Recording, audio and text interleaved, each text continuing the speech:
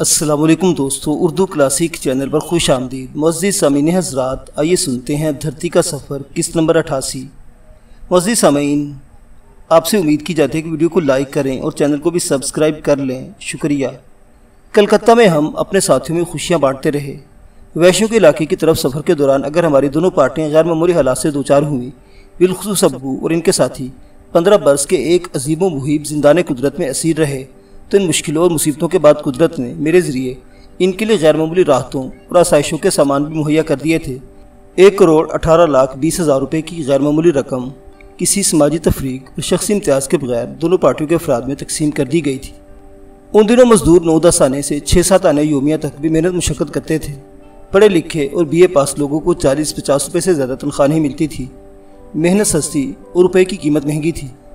اس دور کے معاشی حالات کو دیکھا جائے تو 2 لاکھ روپے گویا قارون کے خزانے کی حیثیت رکھتے، اور ہمارے سفر میں ہر ساتھی ایک خزانے کا مالک بن گیا تھا جس سے وہ خوشحال زندگی بسر کر سکتا تھا۔ ابو اور میں نے طے کیا تھا کہ ہم دونوں اس دولت سے کوئی حصہ نہیں لیں گے۔ ہمارے پاس اللہ کا دیا سب کچھ تھا۔ میاں بادشاہ کی دولت اتنی تھی کہ ہماری 7 پشتے بھی بیٹھ کر کھائیں تو ختم نہیں ہو سکتی تھی۔ مگر اچانک مجھے خیال آیا کہ یہ کہنا زیادہ مناسب ہوگا کہ اشارہ غیبی ہوا، جس کا مطلب میں یہ سمجھا کہ موت کی وادی کا سفر کسی ذاتی فائدے کے لیے بے شک نہیں تھا، بلکہ اس سفر کے دوران پیش آنے والی مشکلیں اور مصیبتیں ایک بڑے آدرش اور اعلیٰ انسانی مقصد کے لیے اٹھائی گئیں، اور مقصد کی تکمیل پر اس حصہ لینے والوں کے لیے قدرت نے خود ہیروں کی شکل میں ایک بڑی دولت بخش دی۔ یہ گویا اس کی طرف سے ایک انعام ہے، اور اسے انکار کفران نعمت سمجھا جائے گا۔ جب میں نے ابو سے اپنے خیالات کا اظہار کیا، وہ کانپ گئے اور بولے، یہ دولت یقیناً خدا کا انعام ہے اور میں اسے لینے سے انکار نہیں کروں گا۔ پھر ہم نے اپنا حصہ بھی نکالا۔ سامعین سوچتے ہوں گے ہم باپ بیٹے دولت کی تقسیم میں شاید گھر والوں کو بھول گئے تھے، مگر ایسا نہیں ہوا۔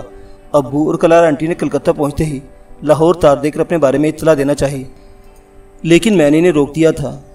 ان کی بازیابی اور واپسی اتنی بڑی خوشی تھی کہ شاید اس کی اچانک اطلاع سے شادی مرگ ہو جاتی۔ خاص طور سے امی کے متعلق اندیشہ تھا کہ مارے خوشی کی کہیں ان کی دل کی حرکت ہی بند نہ ہو جائے۔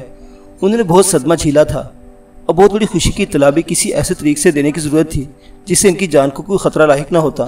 چنانچہ میں نے اپنے طرف سے میاں بادشاہ، امی اور سریا کو الگ الگ تار دیے۔ میاں بادشاہ کو لکھا، میں اپنی مہم میں کامیابی کے ساتھ واپس کلکتہ پہنچ گیا ہوں، 3-4 دن یہیں ٹھہروں گا، پھر لاہور کی طرف روانگی ہوگی اور آپ کی بچھڑی خوشیاں آپ کو مل جائیں گی۔ روانگی سے کب بذریعہ تار اطلاع دوں گا۔ امی کو تار دیا، آپ کا بیٹا اپنے سفر سے کامیاب لوٹا اور اپنے مشن میں سرخرو ہوا۔ بہت عرصے پہلے آپ نے خواب سنایا تھا جس میں کسی بہت بڑے زندان کا ذکر تھا۔ موت کی وادی میں آپ کے خواب کی تعبیر دیکھی جو ہزاروں مربع میل کے رقبے پر پھیلی ایک زندان نے قدرت ہی ہے۔ آپ نے میری کامیابی کے لیے ضرور دعائیں کی ہوں گی، مگر اپنا دل ذرا مضبوط کر لیں، میں آپ کے لیے بڑی خوشیاں لے کر آ رہا ہوں۔ سریا کو آسام کے قبائلی علاقے کی طرف سے جاتے ہوئے سیخوا گھاٹ سے آخری خط لکھا تھا۔ اب کلکتہ پہنچ کر اطلاع دی، رامپور کے جنگل میں تم نے ایک خواہش کی تھی، ہمارے سفر کے دوران تمہاری خواہش پوری ہو گئی۔ اب پرنسی اندرا تمہاری پکی سہیلی بن جائے گی۔ یہ پرنسی اندرا سے میری شادی کا اشارہ تھا، اور ہوشیار سریا سمجھ سکتی تھی کہ پرنسس اس کی پکی سہیلی کس طرح بن سکتی ہے۔ لاہور کے علاوہ رامپور میں بھی اپنی واپسی کی اطلاع کے تار دیے۔ چھوٹے ماموں فیروز بخت کو لکھا، آپ کی دعاؤں کے طفیل اپنا مشن پورا کرنے کے بعد کلکتہ آ گیا ہوں۔ یہاں سے 3-4 دن کے بعد سیدھا لاہور جاؤں گا، پھر آپ سے ملنے رامپور آؤں گا۔ نگار امی کو تار دی، آپ نے میرے لیے جو استخارہ کیا تھا اس کے تمام اشارے پورے ہوئے۔ مثنوی بدر منیر والی مواصلت بھی پوری نکلی۔ آپ کے استخارے کے مطابق اب ایک شعاع نور بہت جلد آپ کے دروازے پر دستک دے گی۔ مثنوی بدر منیر کی مواصلت کے حوالے سے اپنی اور پرنسی اندرا کی شادی کے بارے میں اشارہ دیا۔ شعاع نور سے ابو کی بازیابی اور واپسی مراد تھی۔ روشن ارادہ کو علیحدہ کوئی تار نہیں دیا۔ نگار امی کے ذریعے سلام بھیجا۔ اس طرح لاہور اور رامپور کی طرف جو تار بھیجے ان میں کچھ اشارے کر دیے تھے۔ نگار کو دیے جانے والا تار میں نے اپنی چھوٹی مومانی نگار امی کے نام سے یاد کیا تھا۔ ابو نے حیرت سے پوچھا، تم نگار کو امی کہتے ہو؟ میں نے ابو کو لاہور اور رامپور کے بارے میں اجمالاً کچھ باتیں بتا دیں کہ وہ کس حال میں ہیں، مگر ابھی تک تفصیل کے ساتھ کچھ نہیں بتایا تھا۔ انہوں نے نگار کے متعلق خود ہی پوچھا تھا، تفصیل بیان کرنے کا موقع مل گیا اور بتایا کہ سفر سے آپ کی واپس پہنچنے کی وجہ سے چھوٹے ماموں اور نگار کے بیاہ کی تاریخ ملتوی ہو گئی تھی، مگر مومانی نگار بڑی بدنصیب ہو رہا تھا، شادی کے بعد گودہری نہ ہو سکی۔ چھوٹے ماموں اس وصف سے محروم ہیں، مگر اس نے شوہر کا دروازہ نہ چھوڑا، صبر کر کے بیٹھ گئی، مجھے اپنا بیٹا بنا لیا اور ساری ممتا میرے لیے وقف کر، اس لیے میں اسے نگار امی کہتا ہوں۔ ابو حیران ہوئے، تمہیں شاید معلوم نہیں نگار نے تمہاری امی کا حق چھیننے کی بھول کی تھی۔ میں نے کلار آنٹی کے سامنے ہی ذرا بے تکلفی کا مظاہرہ کیا۔ وہ گلابی لکیر والی بھول؟ ابو ذرا مسکرائے، تو تمہیں وہ بات یاد ہے؟ میں نے بتانے لگا جسے آپ بھول کہتے ہیں۔ وہ نگار کی وارفتگی تھی جو کبھی ختم نہ ہو سکی۔ آپ کو پیش آنے والے حادثے کا سبب سب سے زیادہ صدمہ نگار کو ہوا تھا اور اسی دن سے سنگھار ترک کر دیا۔ لاہور امی کو آپ کا پرسہ دینے آئی تو اپنے لگن اور وارفتگی کا بھی ذکر کیا۔ مجھے آپ کے ناطے اپنا بیٹا بنایا اور امی سے بڑھ کر پیار کرتی ہیں۔ صرف میں، امی اور چھوٹے ماموں اس وارفتگی کو جانتے ہیں۔ ماموں نے اس وارفتگی پر کبھی اعتراض نہیں کیا کیونکہ وہ بھی آپ سے ویسی ہی لگن رکھتے ہیں جیسی نگار کو ہے۔ آپ کے حادثے کے بعد تو امی اس کی دلجوئی کرتی رہیں۔ پرنسز اندرا کے ساتھ تبت کے سفر کا پروگرام طے ہوا کیونکہ میں درندے سے آپ کا انتقام لینا اور ایک ادھورا مشن پورا کرنا چاہتا تھا، تو نگار امی ہی نے مجھے سفر کی اجازت دینے سے انکار کر دیا اور رو کر کہنے لگی، ہم آپ کے ابو کو کھو چکے ہیں، اب آپ کو کھونا نہیں چاہتے۔ یہاں تک کہہ دیا اگر سفر پر جانا ہے تو پہلے میری اور انجمن کی قبر کھود کر جائیں، کیونکہ آپ کو کچھ ہو گیا تو ہم زندہ نہیں رہ سکیں گی۔ میں نے بہت سمجھایا، آپ کا مشن پورا کرنے کی ضد کی، تو اسی رات نگار امی نے سفر کے بارے میں استخارہ کیا اور ایسا خواب دیکھا جس میں کامیاب واپسی کے اشارے تھے۔ ایک شعاع نور کو اپنے دروازے پر دستک دیتے ہوئے بھی دیکھا۔ تب اس نے مجھے سفر پر جانے کی اجازت دی۔ آپ ہی کے ناطے اسے مجھ سے والہانہ محبت ہے۔ اگر اس کا اپنا کوئی بیٹا ہوتا تو شاید اس سے بھی اتنی محبت نہ کرتی جتنی مجھ سے کرتی ہے۔ ابو یہ ساری باتیں حیرت و تعجب کے عالم میں سنتے رہے۔ ان کا خیال تھا گلابی لکیر اور واقع محض جوانی کی ایک بھول کے سوا کچھ نہ تھا، مگر میں نے نگار کی وارفتگی کا ذکر کر کے اس صورتحال سے آگاہ کر دیا جو آگے چل کر پیش آ سکتی تھی۔ ابو غالباً کبھی کلارا آنٹی سے بھی گلابی لکیر اور واقعے کا ذکر کر چکے تھے۔ وہ کہنے لگی، پھر تو نگار ہمدردی کے لائق ہے، بیچاری محبت سے بھی محروم رہی اور اولاد سے بھی، مگر اسے آپ سے کوئی ہمدردی نہیں۔ میں نے آنٹی کو اشارتاً بتا دیا کہ نگار اس کے متعلق کیا سوچتی رہی ہے۔ کلارا آنٹی مسکرا دی، میں ملوں گی تو اسے مجھ سے ہمدردی ہو جائے گی۔ اس کا دل ان راستوں پر بھٹکتا رہا ہوگا جن پر ناصر نے میرے ساتھ سفر کیا، مگر وہ یہ نہیں جانتی ہمارے راستے کس منزل پر ختم ہوئے اور ہم پر کیا بیتی۔ سنے گی تو دل پکڑ کر بیٹھ جائے گی۔ نگار امی کی بات یہیں ختم ہو گئی تھی اور ابو کسی گہری سوچ میں گم ہو گئے۔ کلکتہ سے مسز اسٹیلا نے بھی اپنے بھتیجے اینڈریو کو ایک بحری کیبل کے ذریعے حالات سے آگاہ کیا اور بتایا کہ اب وہ اپنی کلارا کے ہمراہ لاہور جا رہی ہے۔ وہ کچھ دن آرام کرنے کے بعد اپنے شوہر شمشیر جنگ اور بچوں کے ساتھ آئے گی۔ جب ہم کلکتہ سے رخصت ہوئے، ینگ سی سیٹھ جوالا کانت بھی اپنے مینیجر کے ہمراہ موجود تھا۔ اس نے بتایا کہ مسٹر اسمتھ ایک دن پہلے لندن روانہ ہو چکے اور بڑے خوش گئے ہیں کیونکہ انہیں جو ہیرے مل گئے وہ دنیا کے بہترین اور نایاب ہیرے قرار دیے گئے۔ سیٹھ جوالا کانت نے ہمیں بڑی گرم جوشی سے رخصت کیا۔ فرسٹ کلاس کی ریزرو بوگی 2 کمپارٹمنٹ میں منقسم تھی۔ ایک حصے میں ابو، کلارا آنٹی، پرنسز اندرا کے دونوں باڈی گارڈ اور دوسرے حصے میں ہمارے ساتھی سوار ہوئے، مگر ٹرین کی روانگی میں امی کو تار دے دیا جس میں لکھا تھا، میں ہوڑا ایکسپریس پر سوار ہو رہا ہوں جو اتوار کو 10 بجے لاہور پہنچے گی۔ آپ ایک مرتبہ پھر اپنا دل مضبوط رکھنے کی تاکید کر رہا ہوں۔ ریل گاڑی روانہ ہوئی تو اس کے ساتھ ہمارے دلوں کی دھڑکن بھی تیز ہو گئی۔ ابو بڑے بہادر اور حوصلہ مند انسان ہیں، مگر ٹرین کے روانہ ہوتے ہی کچھ بے چین سے نظر آنے لگے۔ بے چینی کی وجہ غالباً یہ تھی کہ ہم جس ٹرین پر سوار ہوئے وہ سیدھی لاہور جا رہی تھی اور 15 برس پہلے وہ ہوڑا ایکسپریس پر ہی لاہور سے روانہ ہوئے تھے۔ میں نے محسوس کیا ان کے دل میں جذبات کا ایک طوفان موجزن ہے۔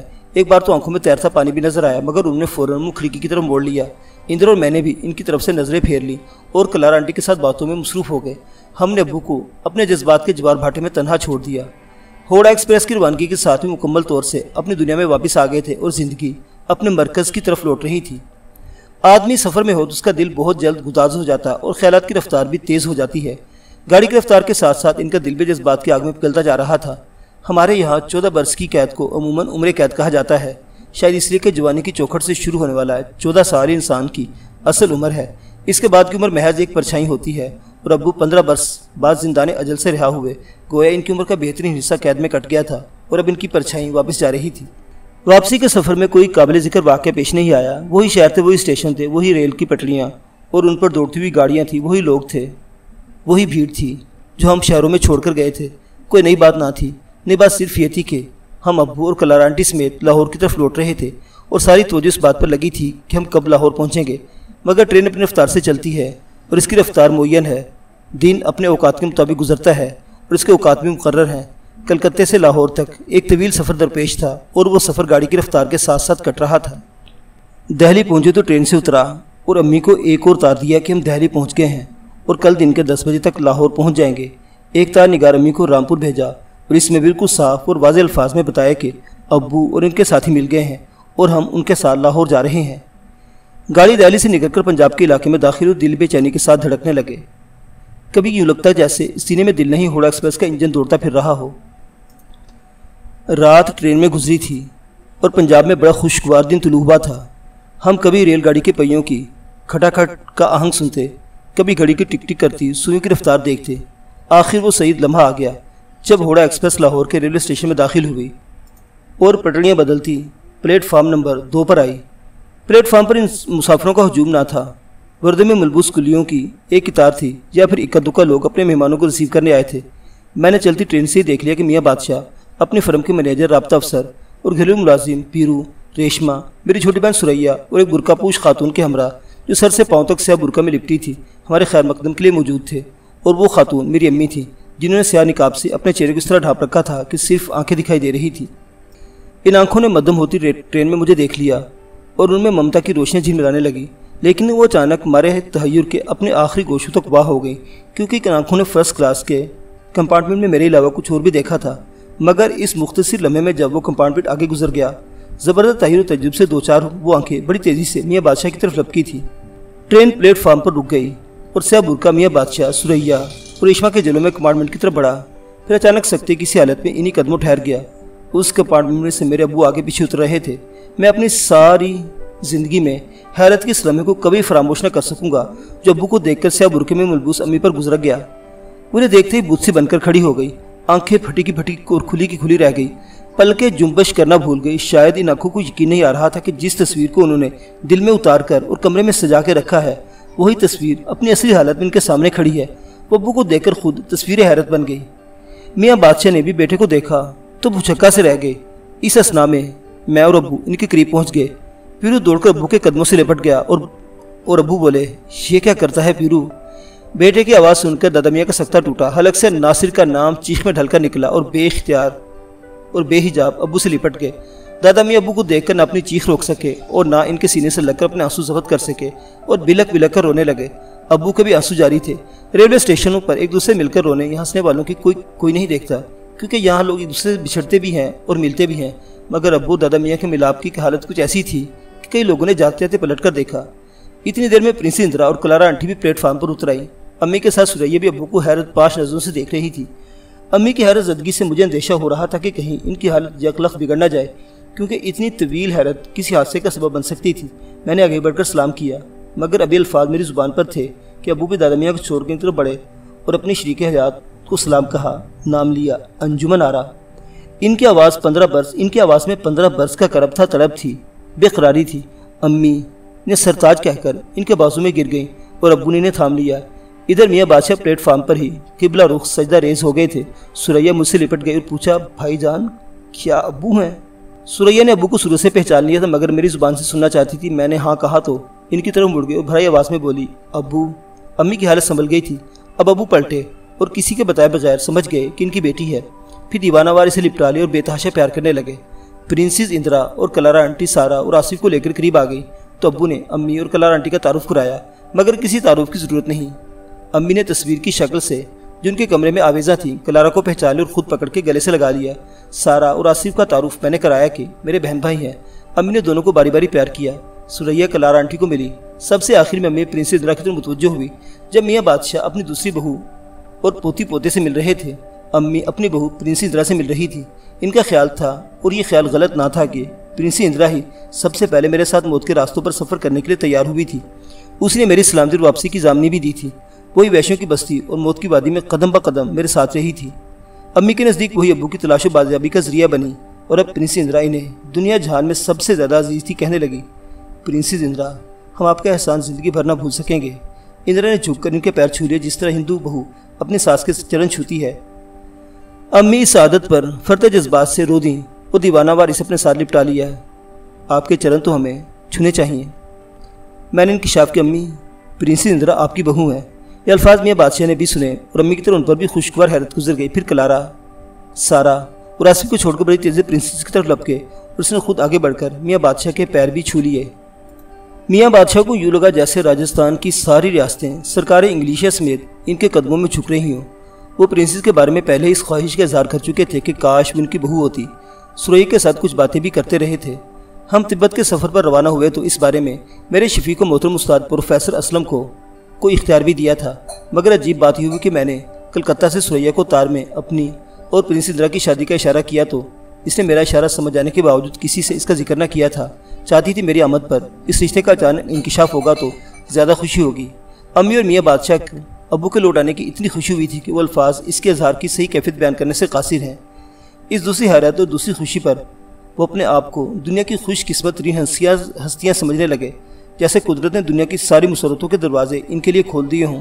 میاں بادشاہ لرزتی کپ کپاتی بھرائی آواز میں آسمان کی طرف منہ کر کے بولے، مولا کریم، صدمے بھی تو نے دیے تھے، خوشی بھی تو دے رہا ہے، تیری حکمتیں انوکھی اور بھید نرالے ہیں۔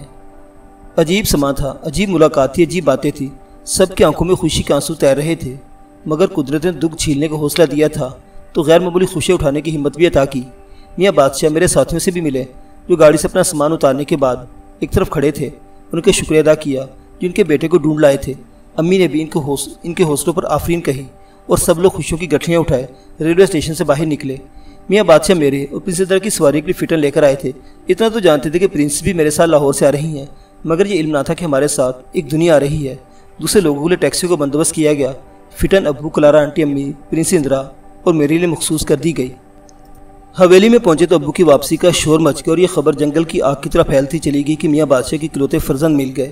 ناصر نواب آ گئے، جس نے سنا وہ ابو کو دیکھنے اور میاں بادشاہ کو مبارکباد دینے بھاگا اور محلے کے لوگ حویلی کی طرف آنے لگے۔ پھر یہ خبر کوچا کھوچر محلہ در محلہ پھیلی۔ ایک عجوبہ تھا کہ 15 برس پہلے جو پارٹی حادثے کا شکار ہو گئی تھی اور جس کے صدمے میں گھر والے آنسو بہا چکے اور رو پیٹ بیٹھے تھے، وہ موت کے اندھیروں سے نکل آئی ہے۔ اس حیرت انگیز واقعے نے لوگوں میں بڑا اشتیاق پیدا کر دیا تھا کہ وہ ناصر نواب کو دیکھیں اور سنیں کہ ان پر کیا بیتی اور وہ اتنے سال کہاں اور کس حال میں رہے۔ ابو میاں بادشاہ جیسے رئیس شہر کے فرزند اور خود بھی ایک نامور آدمی تھے۔ ملاقات کا شوق لوگوں کو جوک تر جوک کھینچ لایا۔ دیکھتے دیکھتے حویلی کے باہر خلقت کے ہجوم امڑ آئے اور اتنی بھیڑ لگی کہ ابو بڑے جلسوں میں بھی کسی نے لوگوں کے اتنے ٹھٹ کبھی نہ دیکھے ہوں گے۔ لاہور بہت بڑا شہر ہے، بڑے شہروں میں لوگ بڑی مصروف زندگی گزارتے ہیں۔ کارخانوں میں، فیکٹریوں میں، نجی اور سرکاری اداروں میں، دفتروں میں اوقات کار کے مطابق آتے جاتے ہیں۔ منڈیوں، مارکیٹوں، بازاروں میں بھی زندگی وقت کے ساتھ ساتھ سفر کرتی ہے۔ سرکاری اور کاروباری مصروفیتوں کے باعث لوگوں کو ایک دوسرے سے مل بیٹھنے کا بہت کم مواقع ملتے ہیں۔ سماجی تعلقات بھی رسمی زنجیروں کے اسیر ہو جاتے ہیں۔ روٹی کمانے کا مسئلہ سب سے اہم ہوتا ہے۔ زندگی کی ضرورتیں لوگوں کو مصروف رکھتی ہیں۔ اس مصروفیت کی وجہ سے اڑوس پڑوس کا بھی ہوش نہیں رہتا اور بعض اوقات لوگ یہ بھی نہیں جانتے کہ پڑوس میں شادی کا ہنگامہ بپا ہے یا کسی کا جنازہ اٹھ رہا ہے۔ مگر شہر کی اس مصروف زندگی میں میاں بادشاہ کے ساتھ لوگوں کا میل جول اور بھائی چارہ سب سے انوکھا تھا۔ وہ اس لیے شہرت نہیں رکھتے تھے کہ شہر کے رئیس اور مالدار اور بڑے آدمی تھے، بلکہ رئیس اور مالدار ہوتے ہوئے بھی ان میں رئیسی کی وہ بو نہیں تھی جو بڑے آدمیوں کو معاشرے کے چھوٹے آدمیوں سے دور رکھتی ہے۔ جیسا کہ میں پہلے بھی بتایا ہوں کہ وہ اپنی دولت کو خدا کی دین قرار دیتے اور اس میں اپنے عزیز و اقارب کے علاوہ دوستوں، ملنے جلنے والوں اور غریب آدمیوں کو بھی حصہ سمجھتے تھے۔ کسی نہ کسی ذریعے وہ حصہ نکالتے رہتے تھے، محتاجوں کی دستگیری کرتے، ضرورت مندوں کی ضرورتیں پوری کرتے اور کسی کو ایک ہاتھ سے دیتے تو دوسرے ہاتھ کو خبر نہ ہوتی تھی۔ ہزاروں لوگوں کی حاجتیں انہوں نے پوری کی اور ہزاروں لوگوں کے بگڑے کام ان کی بدولت سنور گئے تھے۔ دنیا کا دستور ہے ہنسنے والے کے ساتھ مل کر ہنستی اور رونے والے کے ساتھ مل کر روتی ہے، مگر ہمارے دکھوں اور صدموں کے ایام میں لوگ ہمارے ساتھ مل کر روئے تھے۔ انہوں نے ہمارے غم بانٹے تھے، ہمیں حوصلے دیے تھے۔ ہم اداس ہو جاتے تو ان کے چہرے اتر جاتے تھے، ہماری آنکھیں بھیگی دیکھتے تو ان کے اندر ایک کوہرام بپا ہو جاتا تھا۔ اور یہ سب کچھ دکھاوے کا نہیں تھا، ان کے پیار و خلوص کا مظاہرہ تھا۔ میاں بادشاہ کے اپنے اخلاص اور عمل نے لوگوں کو پیار و محبت کی رسیوں میں باندھ رکھا تھا۔ جو لوگ ہمارے دکھوں میں شریک ہوئے وہ بھلا ہماری خوشیوں میں حصہ کیوں نہ لیتے۔ جس شخص کو میاں بادشاہ سے کوئی بھی واسطہ رہا تھا وہ ابو کی واپسی کی خبر سن کر دوڑا کہ اپنے محسن کو مبارکباد دے سکے۔ حتیٰ کہ لوگ کارخانوں، فیکٹریوں، دفتروں، منڈیوں اور مارکیٹوں سے نکل آئے اور حویلی کی طرف بھاگے۔ حویلی کے باہر سڑک پر سامنے والے میدان میں لوگوں کے ٹھٹ لگ گئے۔ اس ازدحام میں ہر طبقے اور ہر عرقے کے لوگ تھے۔ نوکروں نے ڈرائنگ روم کے دروازے کھول دیے۔ سڑک کے اس پار میدان میں کرسی اور دریاں بچھا دی تھیں۔ 15 برس پہلے جو لوگ ابو کے حادثے پر تعزیت کرنے آئے تھے اب وہ ابو کی تہنیت دینے آ رہے تھے۔ میاں بادشاہ سے مسکراتے بھی تھے اور روتے بھی تھے اور بار بار اپنے پروردگار کے عنایتوں اور مہربانیوں کا ذکر کرتے تھے۔ ایسے جان کا صدمے جن پر گزرے شاید ہی کسی پر گزرے ہوں گے، اور ایسی بڑی خوشیاں جو ان کے حصے میں آئی تھیں شاید ہی کسی کے حصے میں آئی ہوگی۔ ابو کی واپسی پر چشمے فلک نے جو نظارہ ہماری حویلی کے باہر کیا وہ شاید و نادر ہی کسی دوسری جگہ کیا ہوگا۔ دن پر لوگوں کے آمد و رفت کا سلسلہ جاری رہا۔ حویلی کے باہر اگر مردوں کا تانتا بندہ رہا تو اندر بھی کہیں دل دھرنے کی گنجائش نہ تھی۔ اڑوس پڑوس کے علاوہ محلے کی عورتیں جمع ہوئیں اور امی کو اماں بھی کو مبارکباد دے رہی تھیں۔ اماں بھی روتی آنکھوں اور بھرائے ہوئے لہجے میں عورتوں کو خیر مبارک کہہ رہی تھیں۔ امی کی آنکھیں بار بار چھلک جاتی تھیں۔ خدا نے ان کی ایسی عنایت کی تھی جو ان کے وہم و گمان میں بھی نہیں تھی۔ وہ ملنے جلنے والوں کو کلارا آنٹی سے متعارف کراتی جس نے ابو کا ساتھ 15 برس موت کی وادی میں گزار دیے تھے اور ان مصیبتوں میں شریک رہی تھیں۔ پرنسس اندرا کا ذکر کرتے جو مردوں کی طرح جنگلوں میں درندوں کا شکار کھیلتی رہی، جوکھوں کے سفر میں شریک ہوئی اور موت کی آنکھوں میں آنکھیں ڈال کر ان کے گمشدہ سہاگ کو ڈھونڈ لائی تھی۔ عورتیں کبھی کلارا آنٹی کو، کبھی پرنسس اندرا کو حیرت و استعجاب کی نظروں سے دیکھتی اور ان کی ہمتوں پر آفرین کہتی رہیں۔ امی نے یہ انکشاف کر کے بھی انہیں حیران کرتی رہیں، پرنسس اندرا ہماری بہو ہیں۔ بہت سی عورتوں نے سن رکھا تھا کہ میری منگنی رامپور میں امی کی بھتیجے روشن ارادہ کے ساتھ ہوئی تھی۔ اس خوشی میں لڈو بھی تقسیم ہوئے تھے، اس لیے پرنسس کے ساتھ میری شادی ان کے لیے اچنبے سے کم نہ تھی۔ مگر دنیا میں اس قسم کے اچنبے تو ہوتے ہی رہتے ہیں۔ عورتیں نے دوہری مبارکباد دے رہی تھیں۔ کہیں رات کو جا کر آنے جانے والوں کا ہنگامہ ختم ہوا اور ہم سب کو ایک جگہ مل بیٹھ کر بات چیت کرنے کا موقع ملا۔ امی نے کلارا آنٹی کے ساتھ جس محبت اور پیار کا برتاؤ کیا وہ تو کیا، اس کی ممی اسٹیلا سونیا کی بڑی آبھگت کی جو اب شمشیر جنگ کی بیوی تھی۔ امی نے اس کے بھتیجے اینڈریو سے اپنی خط و کتابت کی ردات سنائی اور اس عنایت کا بھی ذکر کیا جو مسٹر اینڈریو باہمی رشتہ تعلق کے باعث مجھ پر کرنا چاہتے تھے۔ سامعین جانتے ہوں کہ مسٹر اینڈریو نے مجھے لندن میں آنے اور اپنے خرچ پر تعلیم دلانے کی پیشکش کی تھی، مگر میں نے لندن کے بجائے تبت کے سفر کو ترجیح دی تھی۔ انہوں نے اسٹیلا سونیا کو اس کا وہ خط بھی دکھایا جس میں اسٹیلا کی وصیت کے مطابق لندن کی ساری منقولہ اور غیر منقولہ جائیداد کا انتقال عمل میں آیا تھا۔ باتوں کا سلسلہ رات گئے تک جاری رہا۔ دوسرے دن میاں بادشاہ نے ابو کی بازیابی اور واپسی کی خوشی میں ایک بہت بڑی ضیافت کا اہتمام کیا، اور اتنی بڑی تھی وہ ضیافت کہ کم از کم لاہور کی تاریخ میں اس کی کوئی مثال نہیں ملتی۔ میاں بادشاہ نے پہلے بھی کئی دعوتوں اور ضیافتوں کا اہتمام کیا تھا، مگر اس ضیافت نے پہلے تمام ضیافتوں کے ہنگامے کو مات کر دیا۔ اس روز دو اور اہم باتیں بھی ہوئیں۔ پہلی بات تو یہ کہ لندن سے مسٹر اینڈریو کا جوابی کیبل موصول ہوا جس میں اس نے اپنی aunty Stella Sonia, cousin Clara Nasir, ابو اور ان کی پارٹی کے دوسرے افراد کی زندگی اور واپسی پر مبارکباد دی اور پروفیسر ولیم ہرش کی وفات پر گہرے رنج کا اظہار کیا تھا۔ ساتھ اس نے پیشکش کی تھی کہ وہ زرعی فارم اور دوسری جائیداد جو اسے ملی تھی دراصل اس کی خالہ اسٹیلا سونیا اور کزن کلارا ناصر کی ہے۔ ماں بیٹی جس وقت چاہیں آ کر اس کا قبضہ و اختیار لے سکتی ہیں۔ مسٹر اینڈریو نے میری جرأت و ہمت پر بھی آفرین کہی اور ایک بار پھر مجھے لندن آنے کی دعوت دی تھی۔ دوسری اہم بات رامپور سے نگار امی کی آمد تھی۔ اس کے ساتھ میرے دونوں ماموں اور بڑی ممانی بھی آئے تھے۔ نانی اماں اور نانا نواب بیماری اور ضعیفی کے باعث خود نہ آ سکے، مگر انہوں نے مبارکباد بھیجی اور ابو کی واپسی کو خدا کی رحمت قرار دیا تھا۔ میں نے دہلی ریلوے اسٹیشن سے نگار امی کو جو تار دیا تھا اس کے ملنے کے بعد وہ رک نہیں سکتی تھی۔ رامپور کے مہمان ضیافت سے کوئی 1 گھنٹہ پہلے لاہور پہنچے تھے۔ دونوں ماموں بڑی ممانی سمیت ڈرائنگ روم میں ابو سے مل لیے تھے، مگر نگار سیدھی امی کے کمرے میں آئی۔ میں وہیں تھا۔ اس نے میری بلائیں لی، پیشانی چومی، امی کو مبارکباد پیش کی، ان پر قربان ہوتی رہی، پھر ابو کو وہیں بلانے کی فرمائش کی۔ میں ڈرائنگ روم سے ابو اور چھوٹے ماموں کو لے کر آیا۔ کمرے میں امی، نگار، ابو، چھوٹے ماموں اور میرے علاوہ کوئی نہ تھا۔ گھر کے دوسرے لوگ اپنے اپنے کمرے یا ڈرائنگ روم میں تھے۔ جو ہی ابو میرے اور چھوٹے ماموں کے ہمراہ کمرے میں داخل ہوئے، نگار نے امی کو تھام لیا۔ ابو نے تہذیب اودھ کے مطابق آداب عرض کہا تو نگار نے انہیں دیکھا اور گلوگی لہجے میں بولی، خدا کا شکر ہے ہم نے آپ کی صورت دیکھی۔ ابو نے اس کی وارفتگی کو محسوس کر کہنے لگے، نگار میں نے سنا ہے میرے بعد تم نے امجد کو اپنا بیٹا بنا لیا ہے، اسے اپنی پوری ممتا دی، انجمن کے دکھ بانٹ لیے اور اسے تسلی دیتی رہی۔ میں اس مہربانی کے لیے تمہارا شکریہ ادا کرتا ہوں۔ ہم انجمن باجی کے دکھ کیا بانٹتے دولہا نواب، خود آپ کے صدمے سے نڈھال ہو گئے تھے۔ ہم راتوں کو اکثر روتے اور اپنے پروردگار سے کہتے رہے، الہی دولہا نواب کی آئی ہمیں کیوں نہ آئی۔ دکھ ان کی راتوں میں یوں محسوس ہوتا تھا جیسے ہم جیتے جی مر گئے ہوں اور زمین کا کوئی گوشہ ہمیں پناہ نہ دے رہا ہو، مگر ایک بنے میاں تھے جو ہمیں تسلی دیتے رہے۔ یہ کہتے کہتے نگار کے آنکھوں سے آنسو بہہ نکلے اور چھوٹے ماموں نے پیار سے اس کے کندھے پر ہاتھ رکھ دیا۔ اب رونے کا کون سا موقع ہے، دولہا بھائی پریشان ہوں گے۔ یہ تو خوشی کے آنسو ہے بنے میاں۔ نگار امی چھوٹے ماموں کو اب تک پیار سے بنے میاں ہی کہتی تھی۔ موقع ایسا تھا کہ اسے ابو کے سامنے اپنے جذبات کے اظہار میں کوئی ہچکچاہٹ محسوس نہ ہوئی اور اپنے آنسو پوچھتی ہوئی کہنے لگی، دولہا نواب بہت عرصہ پہلے ہم سے ایک بھول ہوئی تھی، مگر کچھ باتیں ایسی ہوتی ہیں جن پر کسی کا اختیار نہیں ہوتا اور ہمارا بھی اس میں اختیار نہیں تھا۔ ہم نے بنے میاں کو اور انجمن باجی کو بتا دیا کہ ہم بے اختیار ہیں، اور جب آپ کے حادثے کی خبر آئی اس وقت ہماری حالت انجمن سے بھی زیادہ غیر ہو گئی، مگر ہم نے تہیہ کر لیا کہ اب انجمن باجی کے لیے جئیں گے۔ ہم نے امجد کو اپنا بیٹا بنا لیا اور مقدور بھر خدمت کی جس سے ہمارے دل کو سکون ملا۔ اب قدرت نے انجمن باجی پر مہربانی کی ہے اور آپ واپس آ گئے ہیں تو ہمیں بھی سب کچھ مل گیا۔ خدا آپ پر اور انجمن باجی پر اپنی رحمت کا سایہ رکھے۔ ہم تو صرف آپ دونوں کو دیکھ کر جی لیں گے۔ ہماری ایک ہی خواہش ہے کہ اپنے بچوں کو پھلتا پھولتا دیکھیں، ہمارے خاندان کی پھلواری میں نئے پھول کھلیں اور باد سموم کا کوئی جھونکا ان کے قریب سے بھی نہ گزرے۔ نگار امی نے اپنی وارفتگی کا اظہار تو کیا تھا، مگر اس کی صورت بدل گئی اور اس نے اپنی توجہ خاندان کی پھلواڑی کی طرف مبذول کر لی تھی۔ ابو بے اختیار بولے، تم بڑی گریٹ ہو نگار، میں تمہاری قدر کرتا ہوں اور یقین دلاتا ہوں تمہیں امجد پر ایک ماں کا سا اختیار حاصل رہے گا۔ ابو کی زبان سے الفاظ سن کر نگار امی خوش ہو گئی۔ ہم آپ کی اس قدردانی کا شکریہ ادا کرتے ہیں۔ फिर एक लम्हा ठहर के बोली, आपने सुन लिया होगा, हमने अपने बेटे की मंगनी रोशन अरादा के साथ कर दी थी, अब चाहते हैं कि इसकी रुखसती भी हो जाए। अब उन्होंने उसकी बात काट दी, तुमने शायद ये खबर नहीं सुनी कि सफ़र के दौरान अमजद और प्रिंसी इंदिरा की शादी हो चुकी है। निगार अम्मी ने इस इंकिशाफ पर किसी हैरत का इजहार न किया और बताया, हमारे बेटे ने कलकत्ते से जो तार हमें दिया उसमें प्रिंसी से अपनी शादी का इशारा कर दिया था, और जब हमारे इस्तिखारे के दूसरे इशारे पूरे हुए तो बदरे मुनीर की मसनवी वाला इशारा भी पूरा होना ज़रूरी था, क्योंकि ख्वाब में हमने प्रिंसी इंदिरा को बदरे मुनीर के रूप में अमजद के साथ प्रवास करते देखा था, और लाहौर आने से पहले रोशन अरादा को भी इस शादी से आगाह कर दिया था। तो क्या वो शादी पर राज़ी है?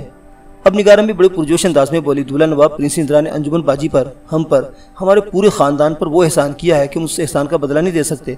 हमारे बेटे के साथ आपको ढूंढ लाई है, और इस एहसान के एवज़ हम एक अदा तो क्या पूरे घराने की सारी अदाएँ उस पर कुर्बान कर सकते हैं। इन अल्फाज के साथ निगार अम्मी ने मेरी वो सारी परेशानियाँ दूर कर दी जो अदा की रुखसती के सिलसिले में पेश आ सकती थी।